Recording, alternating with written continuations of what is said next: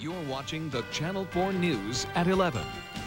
Did President Bush change your mind on Iraq, healthcare, or the economy during his State of the Union address? Well, political analyst Peter Mathews, chair of the Political Science Department at Cypress College, is here to talk about what kind of impact the president's speech made.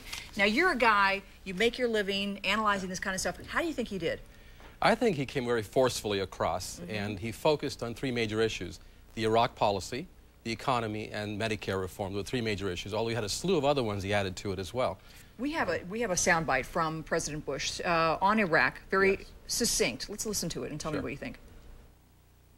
The course of this nation does not depend on the decisions of others. Whatever action is required, whenever action is necessary, I will defend the freedom and security of the American people. What do you think Americans thought of that statement? And also, what do you think the Allies thought of that statement? I think it's a very critical statement because he's suggesting that he will go forward regardless of what the United Nations will do, without any sanctions from the UN supporting the U.S. He'll still go into Iraq and change the regime if need be. And the Allies are very concerned about that statement. Many Democrats have challenged it and said he should really try to work through the UN and let UN inspections continue for at least for a while before going in. Some people might read that statement as reckless. What do you think? I think he has to be very careful with his wording. As a year ago, he called the axis of evil. He put North Korea and Iraq and Iran together on that. And that had repercussions with North Korea this year, didn't it? So wording is very important, and I think he better be careful and try to be a bit more moderate and cautious about those statements. Interesting that he started his speech with economic issues. And we have some sound from the president. I'd like to find out what you think of what he said. Let's listen. Our first goal is clear. We must have an economy that grows fast enough to employ every man and woman who seeks a job.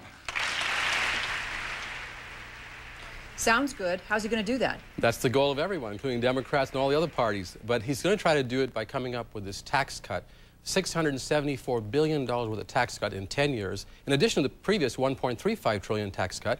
And this tax cut, unfortunately, according to Democrats, will only focus mostly on the top 1 or 10% of the population. For example, it's corporate dividend tax cuts. Over half of the $674 billion goes to corporate dividends tax elimination.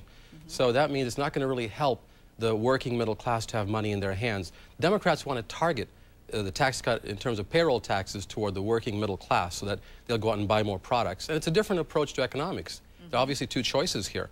And I think, frankly, the American people will probably go for the Democratic plan more than likely. Well, you'd have to ask, too, can we afford to do this when we've got an estimated budget deficit of $300 billion this year? We're running at $300 billion, and just a year and a half ago, it was a surplus that we were running.